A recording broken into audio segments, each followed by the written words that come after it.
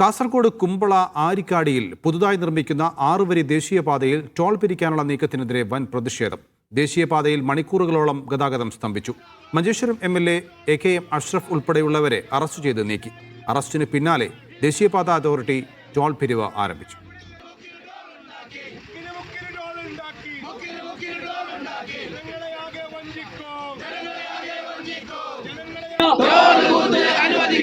കുമ്പളയിൽ ഞങ്ങൾ അനുവദിക്കില്ല.